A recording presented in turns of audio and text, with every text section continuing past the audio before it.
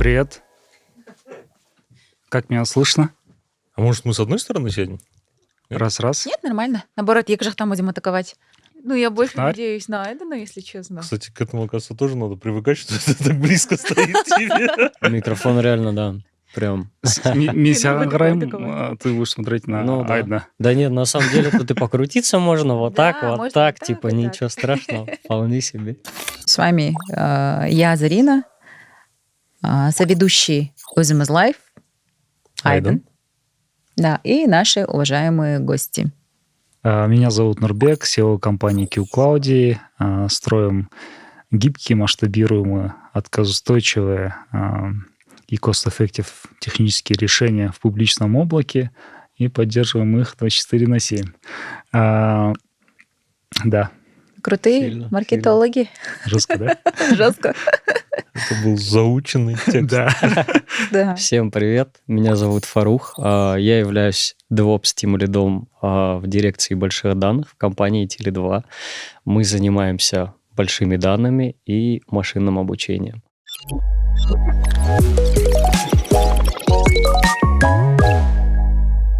Так, и сегодня мы разговариваем на тему клаудов, на тему комьюнити и о том вообще, кто такие девопсы. Кстати, здесь хочется отметить, что компания QCloud, CEO которым является Нурбек Садыков, да, наш сегодняшний гость, стали официальными партнерами, первыми партнерами в Центральной Азии AWS, да, то есть это Amazon Веб-сервис. веб-сервис. Круто, мы поздравляем, мы Спасибо, буквально... давайте похлопаем. Да. Да, На самом деле это очень крутая новость. И я был очень рад. Спасибо. мы все зарепостили у себя в соцсетях. Да. Мы очень рады. Спасибо за поддержку. Да, это реально круто, поздравляем. И здесь, ну, возможно, сейчас от одной темы к другому, да, мы быстро так перескакиваем, но хотелось бы узнать вообще, что это нам дает. Казахстану, Центральной Азии, нашему рынку, нашему IT, да, скажем так, отрасли. Ну, во-первых, да, мы стали партнером Amazon Web Services Advanced Tier. Это дает нашим клиентам, нашим заказчикам, во-первых, экспертизу. Почему? Потому что мы работаем над тем, чтобы наши ребята, наши инженеры постоянно проходили сертификацию, проходили аккредитацию, и получается за счет этого у них они структурируют очень хорошо свои знания. Плюс с учетом того, что мы предоставляем услуги, опять-таки, в виде, ну, как консалтинг, там, я не знаю, как аутсорс-компания, за счет этого у нас огромное количество проектов. Ребята делают различные проекты, соответственно, у них опыт становится все лучше и лучше. И, ну, кейсы могут быть разные, да, начиная с развертывания там базовой инфраструктуры, заканчивая с дата-лейками, да. Про дата-лейк мы тоже позже поговорим. И наши заказчики, получается, могут прям смело к нам приходить, делиться своими болями, и мы подберем наилучшее решение как раз-таки для решения их задач. Кроме этого, конечно, там есть определенные плюшки для Advanced Tier партнеров. Это, к примеру, если вы захотите, если ваша компания, например, ни разу не была в облаке, то мы со своей стороны можем выделить POC-кредиты. Получается, вы приходите, говорите, рассказываете про свои боли, и мы говорим: окей, давайте мы ваше техническое решение развернем в облаке, вы за это, в принципе, ничего не будете платить, причем не только Amazon, но и нам, как компания, которая будет предоставлять вам услуги. И как бы POC развертываем там, смотрим, как это работает. И если реально клиентские боли решают данное решение, то заказчик уже принимает решение там, очень много слова решений, да? Продолжает как бы пользоваться уже услугами Amazon Web Services. Мы так понимаем, Нурбек любит решать проблемы решал. Бизнеса. Решала. Да. И боли тоже. Да. А я бы на самом деле чуть-чуть добавил подробностей. Ну, в целом, глобально, наверное, с точки зрения комьюнити, с точки зрения пользователя и с точки зрения простого гражданина. Плюшки, которые дает, там, приход, допустим, того же самого Амазона, Microsoft, Гугла на рынок Казахстана. Что мы получаем? Как минимум, имея какие-то официальные там представительства, офисы в Казахстане, мы понимаем, что это потенциальные рабочие места для наших граждан. Круто? Круто. То есть наши граждане могут работать на Amazon, находясь в Казахстане? Конечно. Мне кажется, такие есть, да, уже? Да, такие ребята есть. Microsoft уже давно офис имеет, и там как бы все окей, все схвачено. Помимо этого, студенты как бы понимают, что вот определенный пул технологий становится более востребованным, а облака это, я не знаю, сейчас, в принципе, вот я работаю в сфере больших данных, есть такое выражение, как большие данные – это новая нефть. В принципе, данные – это новая нефть. И, наверное, в этом есть вполне себе резонное какое-то основание, потому что все, что мы делаем, там у нас есть мобильные телефоны, у нас есть персонализация рекламы во всех этих мобильных телефонах, сервисах, те же самые ютубы знают, сколько нам лет, какого мы пола, и предлагают нам соответствующую рекламу, зарабатывают на нас там огромные деньги. И чем больше, соответственно, каких-то там представительств серьезных компаний, чем больше хайповых технологий, тем больше популярность их, и тем больше потенциальных рабочих мест, больше серьезных вакансий, больше крутых кадров и больше развития, наверное, нашего IT-сообщества в целом. Мне еще очень нравится, что Казахстан, наверное, на текущий момент по Центральной Азии выступает таким центром экспертизы. Мы, пожалуй, наверное, самые взрослые на текущий момент, и вот это прям здорово, не может не радовать, и патриотически прям такую гордость дает. Да, еще добавлю, мы со своей стороны, если нарастим, если растем до такого уровня, когда у нас там, я не знаю, 50 инженеров или 100 инженеров, то, в принципе, нам ничего не мешает заниматься IT-экспортом. То есть 50-100 инженеров именно в Q-Cloud или в сообществе? В Q-Cloud. На данный момент у вас сколько? Да. На данный момент у нас в проектах задействовано около 30 человек. Смотрите, ребята, я сейчас услышал ответ такой для слушателя, который знает, что такое клауд. Да, у него есть, не знаю, там какой-то проект, которым он хочет заниматься, и он пришел к вам и говорит, вот там, ребята, я хочу, чтобы вы мне помогли развернуть все это в клауде. А если для пользователя, который не понимает, что такое клауд, и вот когда я размещал эту новость, да, когда она вышла, мне задали такой вопрос. Они стали партнерами Amazon. Это у них есть теперь какие-то быстрые доставки, и у них есть какая-то специальная там скидка. То есть надо понимать различие между Amazon и AWS, да? И вот здесь, то есть среди этих пользователей, я знаю ребят, которые занимаются бизнесом, которые просто далеки от IT, и, возможно, в будущем они придут в онлайн. Что вы можете им сказать, да? Что вы можете им помочь? Чем вы можете им помочь в целом вообще? Давайте попробуем объяснить вообще ценность облака. Перед этим Amazon — это компания, которая там занимает... Это marketplace, а Amazon Web Services — это компания, которая предоставляет веб-сервисы. Веб-сервисы, да. Что чуть-чуть перебиваю. Там он же вообще в целом основался на базе Амазона, да? Они там... Если я там правильно помню историю, то они там на Рождество делали какие-то акции, за счет чего был заплыв большого количества клиентов, и они постоянно закупали сервера, чтобы там смочь, так скажем, обеспечить всех как раз-таки нормальным там latency, да, там и так далее. Вот, а потом они поняли, что после таких больших акций, там Рождество заканчивается, а потом целый год эти сервера просто так стоят. Пустуют. Да. Я думаю, вот если бы с нами был наш друг Виктор Ведмич, он бы рассказал увлекательнейшую историю о том, как это все дело зарождалось. В целом, да, все правильно, насколько мне известно, но насколько я правильно помню, AWS, как Amazon Web Services, в принципе, это лишь небольшой кусочек в целом от просто гигантского Амазона.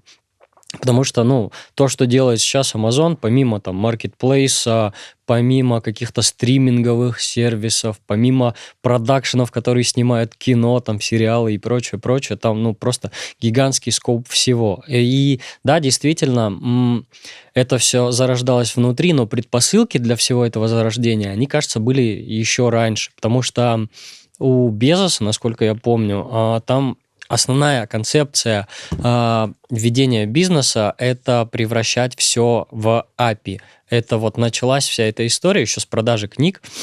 И концепция была такая, что предоставляйте какой-то там интерфейс для своих клиентов, даже если эти клиенты являются внутренними клиентами. Вот, чтобы с ним было проще работать. И вот эта концепция, она прям идеально ложится в AWS, как, компанию, наверное, и как сервис.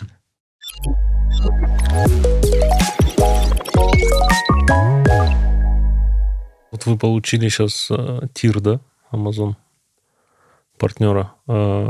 Какие ваши дальнейшие действия? То есть куда вы стремитесь? Как вы видите вообще развитие облака в Казахстане?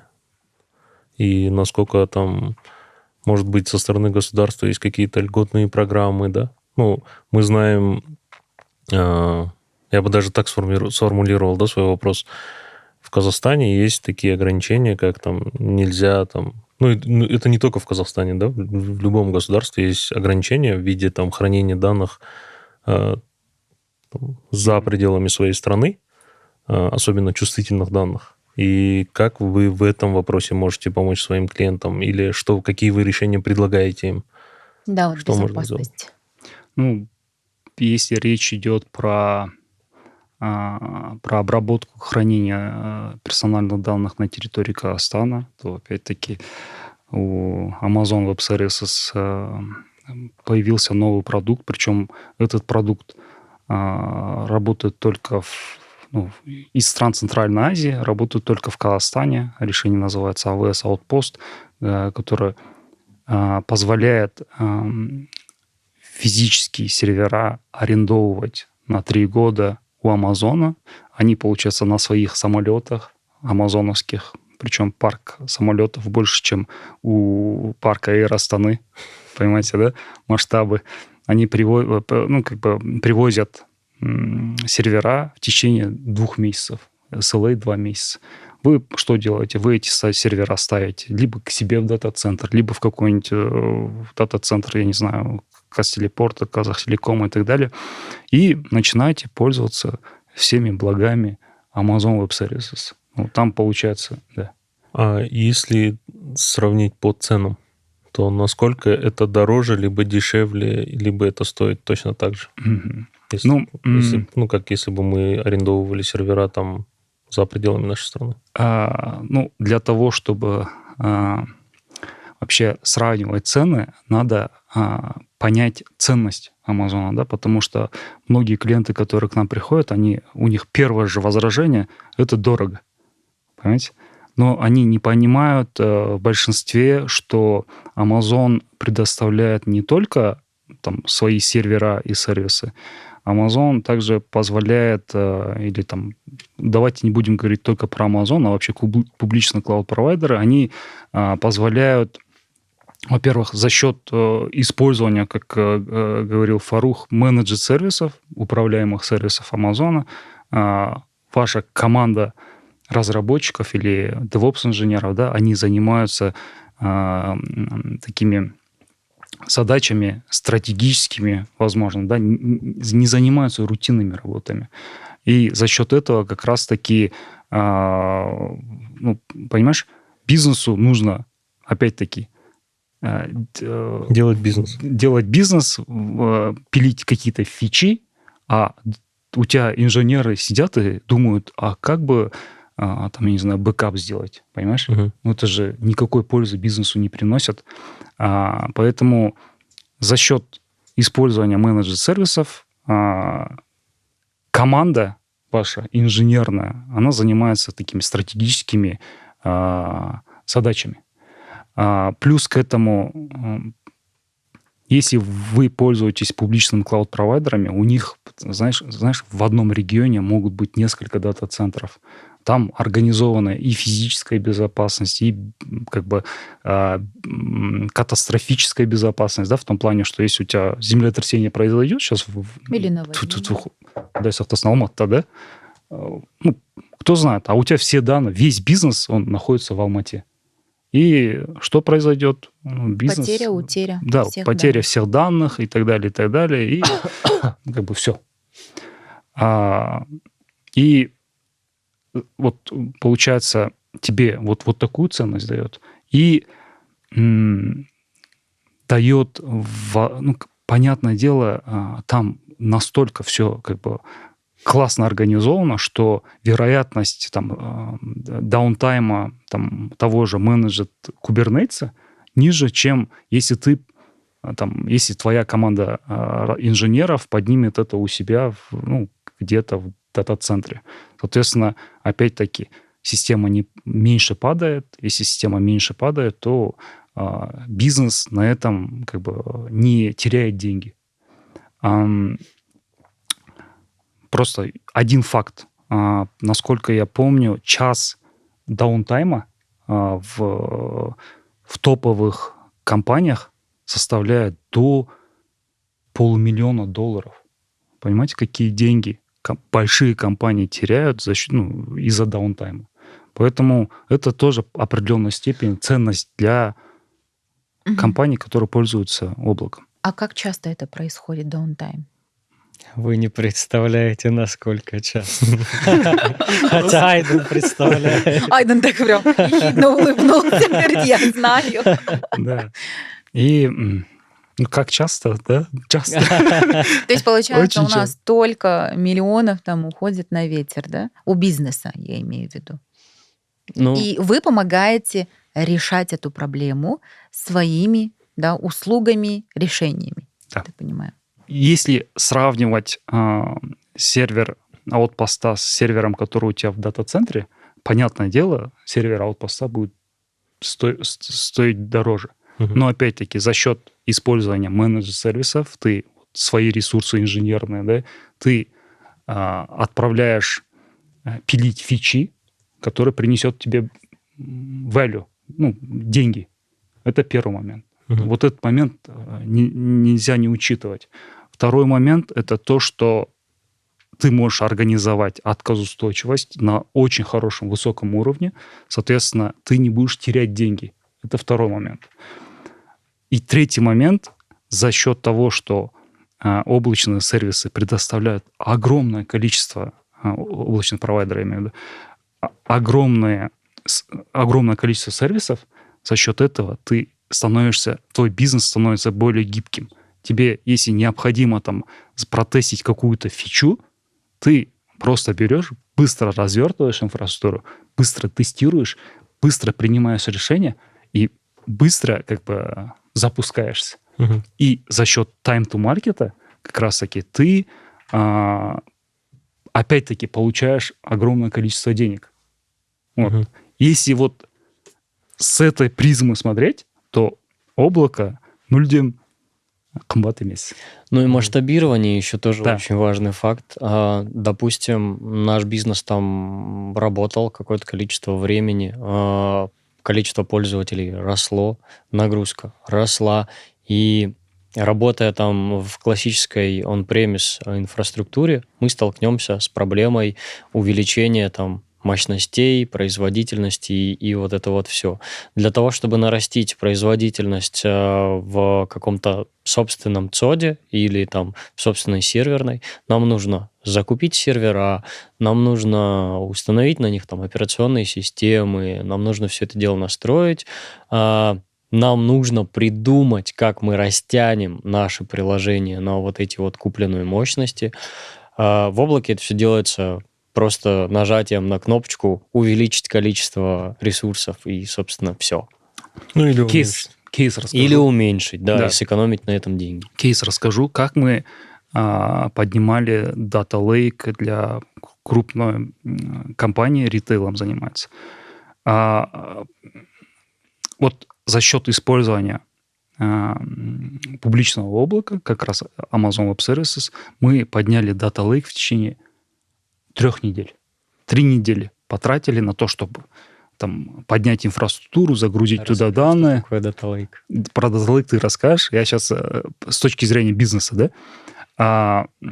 За 3 недели, в общем, клиент увидел четкий результат в виде данных обработанных, и уже там эти данные отображались в дашборде. А обычно сколько это времени Обычно, занимает? ну вот как Фарух рассказывает, ты закупаешься серверами. То есть это может занять 3 месяца? Не 3 месяца. Это может Может занять Давайте 3 дальше года. пойдем. полгода и, возможно, даже больше.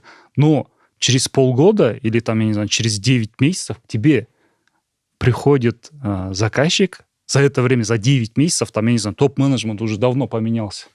Вот реально. Топ-менеджмент поменялся, у них уже другие приоритеты, а ты тут поднимаешь до сих пор Data Lake. И, понимаете, ценность, да? Это time to market. Прям нереально time to market. Быстро протестировал в облаке. О, круто, увидел результат и дальше пошел. Мгм. А нет ли у вас таких мыслей, что вы сейчас, например, партнеритесь, да, с разными компаниями и предоставляете написать свое облако и предоставлять свои... Хороший вопрос. Для этого есть, да. Много Тут, ребят. знаешь, вот давайте аналогию приведем. Почему мы не пилим свой телефон? Или почему мы не производим там электрокары, да? Ну, по факту. Вот почему не и почему мы не должны пилить там публичное облако? Потому что у нас ресурсов просто не хватит, у нас денег не хватит, у нас там экспертизы, возможно, не хватит для того, чтобы построить полноценный, там, я не знаю, AWS, либо Microsoft Azure, да? Все просто. Нам не нужно там, строить свое облако. Мы должны пилить, это имхо, да? Мы должны пилить какие-то свои продукты поверх вот этого всего и продавать всем подряд, я имею в виду, всему миру. И там, возможно, мы стрельнем. Но я не думаю, что если мы будем строить свой дата-центр, свое публичное облако, мы там будем конкурировать с этими гигантами. А если хотя бы обслуживать, имеется в виду построить, допустим, свой дата-центр в рамках казахстанского объема? Возможно ли такое? Не, в принципе, такие вещи делают. Мне очень импонирует PS Cloud. Вот ребята... Еще i2 Cloud. i2 Cloud есть, да. Но с PS просто я очень хорошо, с ребятами из PS очень хорошо знаком. Это казахстанские? Это казахстанские ребята, очень толковые, команда прям супер. И они стараются с учетом своих ресурсов организовать, обеспечить вот хороший сервис. У них, в принципе, неплохо получается. Мгм. Да, ну и, соответственно, уровень цен там не гугловский, не майкрософтовский, не амазоновский. Это значительно дешевле. Но тут опять-таки есть там определенного рода компромисс. Все, мне кажется, решают потребности в данном случае. Ну, то есть очень важно на входе, наверное, прежде чем идти и принимать решение о том, чтобы использовать облака или не использовать облака, понять, какой у тебя конкретно use case, что тебе именно нужно. Нужно ли тебе там автомасштабирование или не нужно? Нужен ли тебе Kubernetes или не нужен? Потому что, все исходит от твоих собственных потребностей и от твоего кошелька, конечно. Да, тут надо четко понимать задачу. Я ни в коем случае не говорю, что всем необходимо мигрировать в клауд. Конечно, если вы захотите, обращайтесь. Но... Минуточка рекламы. Да. И прайс у нас от до, да? Не, мы дорогие. В общем... Дорогие это сколько? Очень дорогие. Кажется, мы дорогие. Ну, за счет опыта. Если так посмотреть, хороший DevOps на рынке получает, сколько? Сеньор. От 1,5 миллиона до облаков. Ой-ой-ой, да? Ну да. Мгм. Это 1,5 миллиона, это причем, кажется, уже 2 миллиона.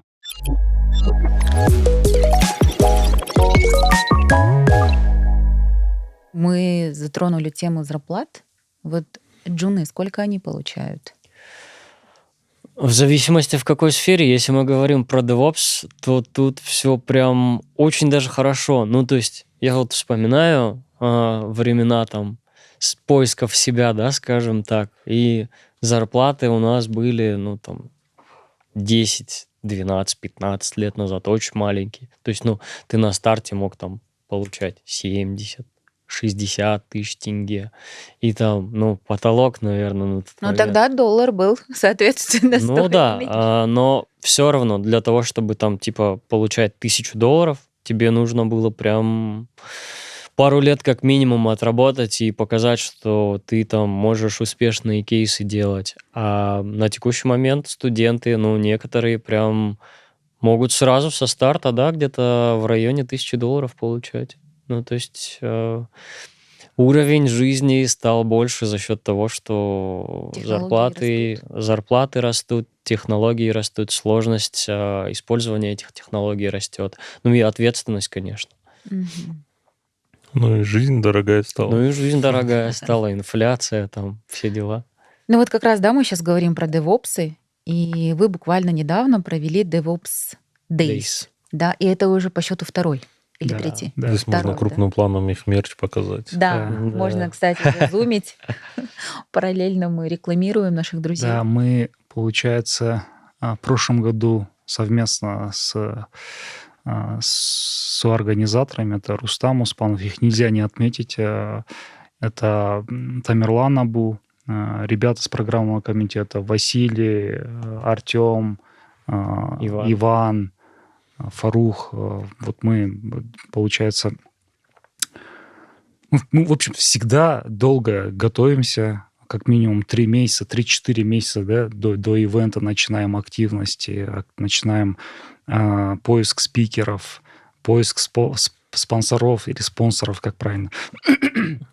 И, в общем, да, в прошлом году у нас было около 220 гостей, а в этом году мы уже собрали в форуме больше 500. Больше 500 Это все человек. DevOps Это или около?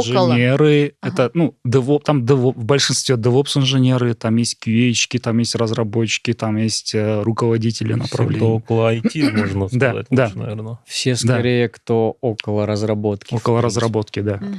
И на самом деле я вот тоже географию смотрел гостей. Были ребята, ну, понятное дело, практически со всех уголков Казахстана. Мгм. Были ребята с Кыргызстана, с Узбекистана, с Монголии.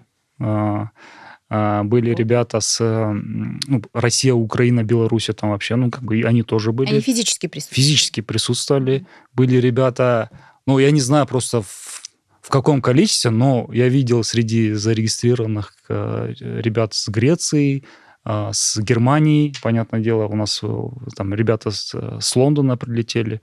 И вот география достаточно обширная. А как вы выбираете спикеров?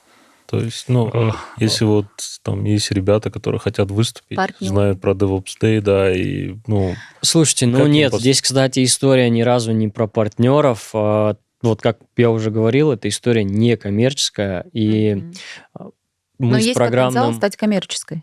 Нет. Нет, Нет. нет, М, это ну, это история круто. только для комьюнити, ради комьюнити, вот, и То есть спикеры инициативность. тоже из среды комьюнити выходят. Да, ну, мы на самом деле перед тем, как организовывать первый ивент, общались с Core-командой. Core-команда — это ребята, которые изначально все это создавали.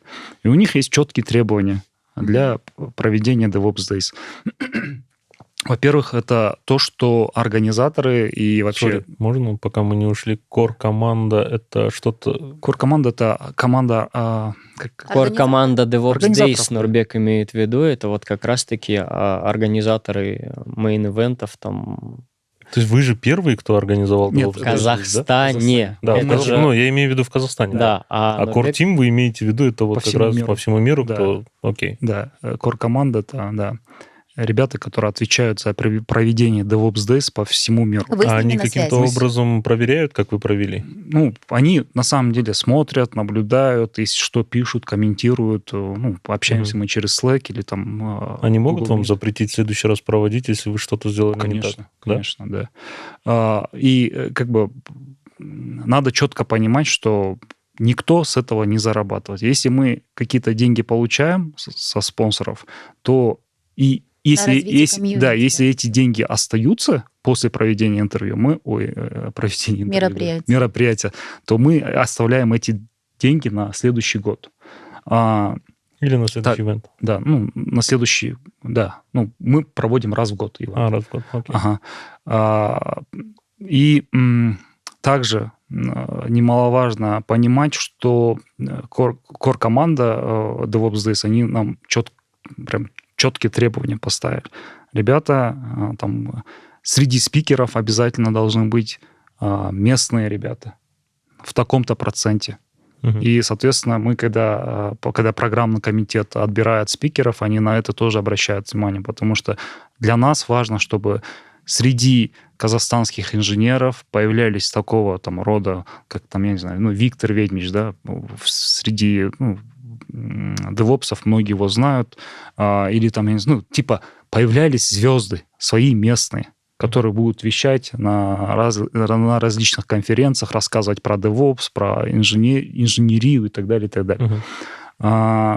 Плюс в этом году у нас был впервые спикер, который вещал на казахском языке. Ну, вот только что хотела спросить, Да. какой процентаж, допустим, да, там ребят именно казахоговорящей аудитории, в том числе и самих девопсов? Енді қазақша жауап берейін, рұқсат болса. Қазақша сұрақ қоя аламын. Қазақша, давай қазақша. Я негізі осы бізде мысалы қазақ тілді аудитория бар, қазақ тілді бағдарламалаушылар бар, қазақ тілді девопсерлар бар, иә, мысалы. Олардың көлемі қандай, және олар осы DevOps Day-ға қатыса ма? Иә, DevOps Days-ға осы жолы біз жаңа айтқандай бір спикерді қойдық. Ол жігіт бізде өзі жаңағы спикерлер немесе 30 минут сөйлейді, немесе 5 минуттықта да формат бар. И жаңағы 5 минуттық форматта осы жылы бір жігіт шықты 5 минуттық форматқа қазақша DevOps жайлы. Негізі DevOps жайлы қазақ тілінде айту өте күрделі, өте қиын. Бірақ мы вот постарались, и в итоге, думаю, все хорошо получилось. И бір қызық факт, да, білмеймін, енді ол негізі сұраныстан шығар, осы факттың пайда болғаны. Жаңа қазақ YouTube арнасында біз жаңа қазақша сөйлеген спикерді. Иә, бүкіл видеоларды жарияладық YouTube телеарнасында DevOps Days-тың. И содан кейін жаңағы количество просмотров уже смотрим. И почему, ну, по какой-то причине у спикера, который вещал на казахском языке, количество просмотров больше. Чем хедлайнеров. Да. Мен оның себебін білем. Иә, оның себебі... YouTube'де қазақ тілді көрермендердің саны орыс тілді көрермендерге қарағанда Қазақстанда көп. Керемет. Сондықтан енді біз келесі жылдарда қазақ тілінде сессияларды өткізуге. Қазақ тіліндегі сессияларды өткізуге енді тырысамыз. Қазақ тілін. Сондықтан қазірден бастап. Сол үшін қазірден бастап қазақ тілінде DevOps тақырыбына, жалпы development тақырыбына және осы QA айналасындағы бүкіл IT тақырыптарға қатысты қазақша мықты спикерлер болса, Нұрбекке хабарлассаңыздар болады. Инстаграмда, LinkedIn-да біз қазір мына жерде астына беріп қоямыз, иә? Иә, хабарласыңыздар. Бүгіннен бастап хабарласа беруге болады. Иә. Біз енді өз тарапымыздан қазақ тілді спикерлерді қолдауға тырысамыз. Тамаша, керемет. Да, вообще это не часто может вы не отказываете спикерам? Айден ваш потенциальный спикер.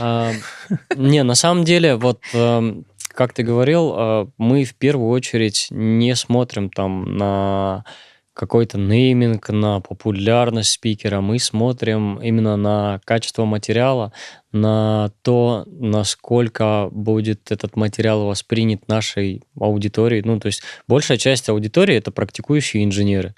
И, соответственно, мы смотрим так же, как и смотрели бы, если бы были участниками, там, просто и с зрителями самого мероприятия. То есть в первую очередь обращаем внимание на качество материала, на самого спикера, на то, как он этот материал преподносит, и на актуальность самого материала. Ну, то есть, если там условно к нам придет какой-то спикер и будет рассказывать про какие-то достаточно специфичные вещи, но рассказывать это круто, то, скорее всего, мы не возьмем этот доклад, потому что, ну, процент использования вот этих вещей, ну, никому не нужен, к примеру. Чтобы вы понимали, насколько суровые, да, эти ребята с Мы программного отказали в комитета. этом году Карену Томасяну из Юбера. Чувак, который написал книгу по Amazon веб-сервисам. Как он это Это прям топовые. Отказали почему? Ну, в первую очередь отказали по причине невозможности его присутствия на самом мероприятии. То есть он хотел онлайн. Он хотел онлайн выступать, да. Вот, но помимо этого отказывали достаточно тоже неплохим ребятам с неплохими докладами, просто потому что, ну, материал был неподходящий. А как они это приняли вообще? Слушай, ну, в большинстве своем принималось все как бы окей, вообще без проблем. Много ребят... Многих ребят мы вообще раскрывали в принципе, потому что доклады были достаточно слабые. Мы помогали им просто дотягивать, там где-то давали советы, как подать материал, о чем лучше рассказать, что лучше обрезать, потому что предварительно, вот в этом году, я не знаю, мы в прошлом году так часто не прогонялись с ребятами, как в этом году. У нас были какие-то доклады, которые мы слушали и корректировали раз по 5. Угу. Вот.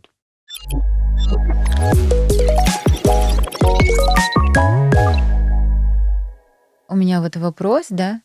У вас уже второй DevOps Days, и сколько звезд вы успели зажечь за эти 2 мероприятия? И получилось ли вообще совершить такое? Ну, Среди местных...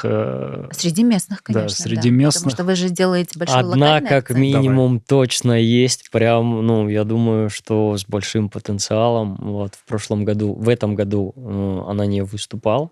В прошлом году не совсем даже по формату это было.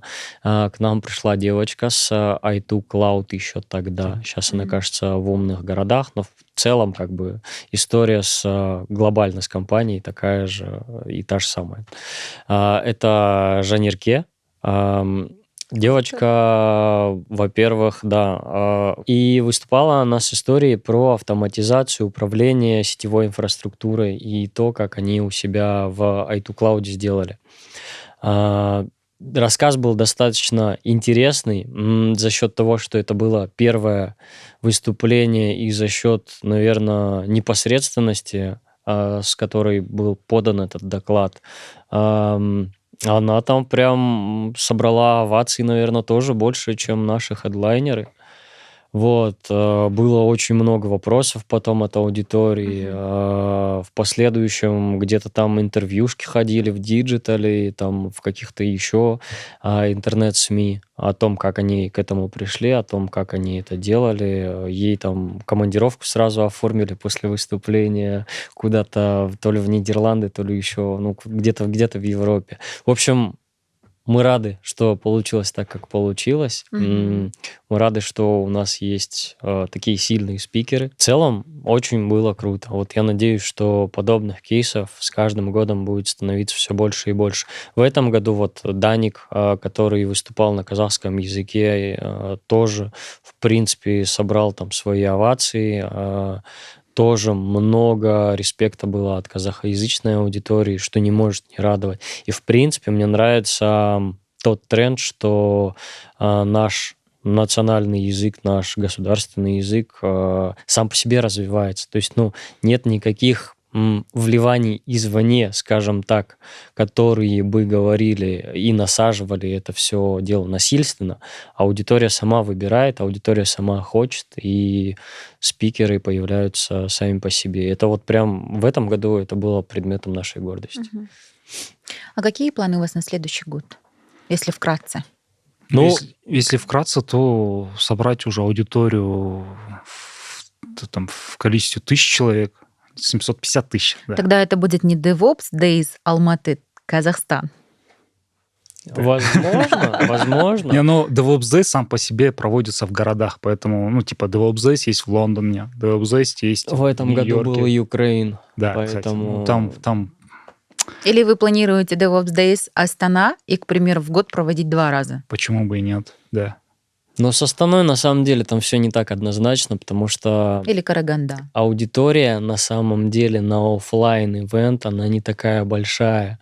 Мгм. А с учетом того, что хочется, быстрее, выше, сильнее, с учетом того, особенно, что в прошлом году было там не 250, а чуть меньше человек, а в этом году больше 500, и учитывая респект, который сыпется там со всех мест, и в этом году его прям, хайпа было гораздо больше.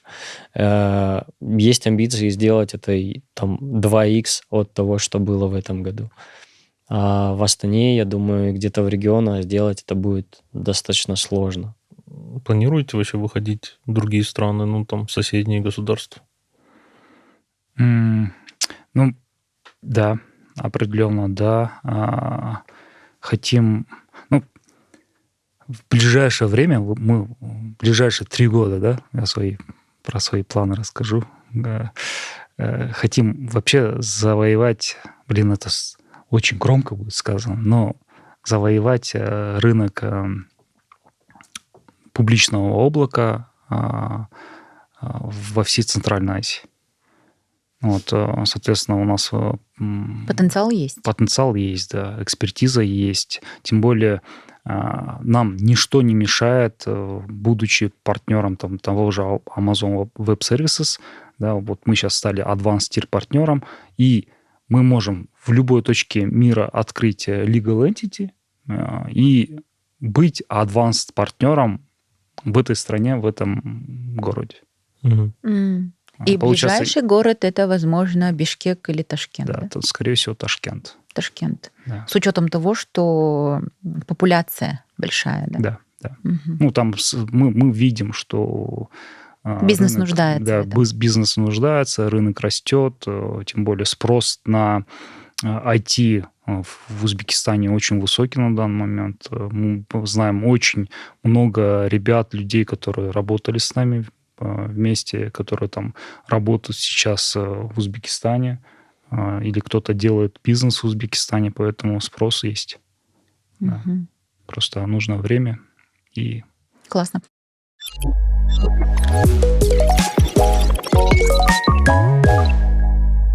Вот здесь мы бы хотели бы призвать комьюнити, да, ребят, которые работают инженерами, обязательно заранее зарегистрироваться и уже прийти, желательно, конечно, прийти со своей командой, да. Всем участникам команды они должны зарегистрироваться, в общем. Регистрируются, приходят на первый день. Там у нас, как Фарух отметил, выступления плюс воркшопы будут во второй половине дня. Ребята с Amazon Web Services, потом ребята, комьюнити-лидеры Узбекистана, Кыргызстана, они тоже будут проводить воркшопы, где прям наглядно покажут, как каждый сервис настраивать. И на Game Day такой формат, на самом деле, тоже впервые проводится. Есть, например, у Казахстана, да, как называется, полигоны, где хакеры сидят и пытаются... есть команда, которая взламывает, есть команда, которая защищает. Тут примерно в таком же формате у вас вам будет предоставлен доступ к сервисам AWS, они где-то уже сломаны, да, и задача инженеров или задача команды прийти и все это настроить. И за каждую решенную задачу они получают баллы, и в конце выявляется победитель. А что что получает победитель? Победитель получает Респект. мерч, да, мерч от Амазона и, наверное, да, и респект большой от не только организаторов, но и от всего IT-мира. Ну да, там еще, может быть, какие-то медальки, грамоты. Да. кубки. Сколько человек должно быть в команде? В команде до 4 человек, до 4-5 человек максимум. А Ну, от 3 Мгм. до 5 человек Мгм. желательно. Прикольно, классно. Да. Ну вот, такие вот новости. Поэтому к ноябрю готовимся. И, кстати, можно уже, наверное, анонсить о том, что хедлайнером выступит уже не Виктор Ведьмич, да, которого мы каждый год встречаем с теплом в Алмате, а Бабенко Антон, он является Terraform-инфлюенсером, и вот его модули, получается, 500 миллионов раз запровижены по всему миру. Ну, просто нереальные цифры. Вот этот человек топовый Но он приедет еще в Казахстан. является мейнтейнером репозиториев Terraform. Мгм. Вот он приедет в Казахстан и выступит, плюс еще проведет воркшоп. Ивентан кейін өзіміз болғанда автопати болады. Ну, конечно, не за счет организации, да, Ну да, и само мероприятие будет в КБТУ проходить, и история там с ящиками и пива, как надо в Да. Ops такой истории не будет. ну, КБТУ, Альма-Матер. да. Мгм. Что, Солай. керемет? Сондықтан, иә, келіңіздер, көріңіздер. Сондықтан қараша айында, қарашаның ортасы, басы, аяғы. 17 деді ғой. 17-сі, 17-сі. 18-і 2 күндік ивент КБТУ-да. Қазірден бастап уже Тіркеу басталды. сходим KZ тіркеу басталды. Билет құны қанша? Билет құны қыркүйектің аяғы ғой қазір, иә? Қыркүйек, қазан ба? Мгм. Қыркүйек, қазан, да. Қазанның ортасына дейін 3.000 теңге, одан кейін қарашаның 1-іне дейін 5.000 теңге, ары қарай 7 немесе 10.000 теңге болады. Сондай форматты жасадық. Мгм.